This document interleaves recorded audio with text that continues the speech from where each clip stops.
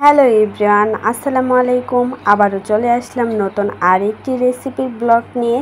I hope আজকের ভিডিওটি আপনাদের কাছে অনেক বেশি ভালো লাগবে। আজকে করে দেখাবো মোগলাই পরোটা। তাহলে ভিডিওটা শুরু করা যাক। মোগলাই পরোটা বানানোর জন্য আমি এখানে একটা মিক্সিং বোল নিয়ে নিচ্ছি চায়ের কাপে মেপে 1.5 কাপ আটা। আপনারা চাইলে ময়দা দিয়েও করতে পারেন। এটা কিন্তু আটা ময়দা দুটোটা দিয়েই করা যায়। তো দিয়ে দেব পরিমাণ মতো লবণ, মানে 1/2 চামচ লবণ দিয়ে দিয়েছি। দিয়ে দেব 1 চামচ তেল, রেগুলার মানে সয়াবিন তেল, যেটা আমরা খাই সব সময়, সেটাই আর কি। তো দিয়ে ভালোভাবে হাত দিয়ে তেলটাকে আর লবণটাকে ভালোভাবে আটার সাথে মিশিয়ে নিতে হবে। মানে এখানেই হচ্ছে সবচাইতে মেন ব্যাপার, মানে যত সুন্দরভাবে মিশাতে পারবেন ততই কিন্তু ভালো হবে মোগলাই পরোটাটা।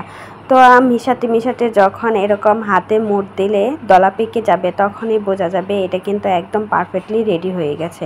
এখন হচ্ছে রুম টেম্পারে থাকা একদম নর্মাল পানি দিয়ে সফট একটা মানে ডো তৈরি করে নেব পারফেক্টভাবে।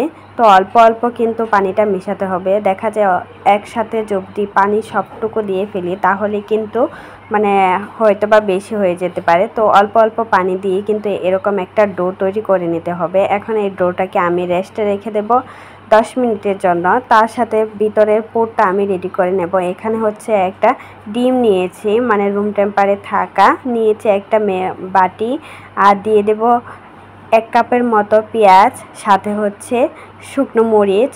তো আপনারা চাইলে এখানে কিন্তু গুঁড়ো মরিচটাও ইউজ করতে পারেন। তো আমার হাতে কাছে শুকনো মরিচটা ছিল, সেটাই দিয়েছি। চাইলে কিন্তু কাঁচা মরিচটাও ব্যবহার করা যায়।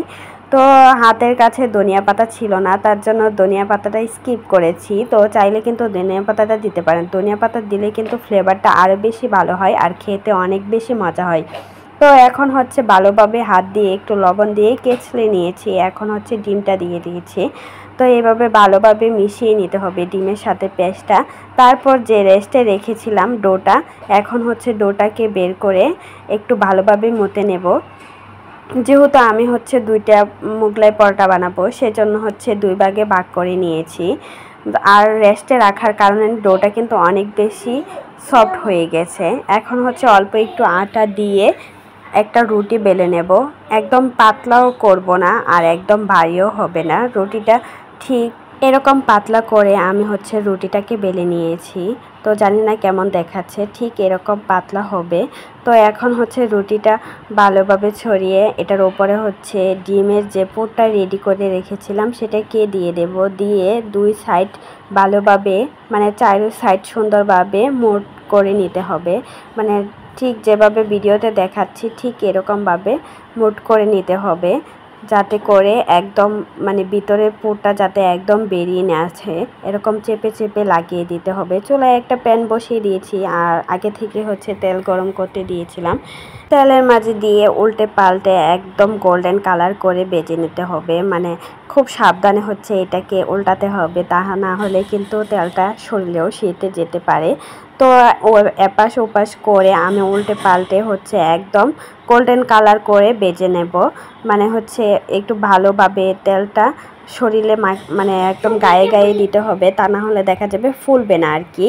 তো এই তো এখানে হচ্ছে আমি একদম পারফেক্টভাবে ভেজে নিয়েছি। জানি না ক্যামেরাতে কেমন দেখাচ্ছে, তো বাস্তবে কিন্তু অনেক বেশি সুন্দর হয়েছিল আর খেতেও মাশাআল্লাহ অনেক বেশি মজা হয়েছিল। একবার হলেও বাসায় এভাবে বানিয়ে দেখবেন, আশা করি আপনাদের কাছে অনেক বেশি ভালো লাগবে।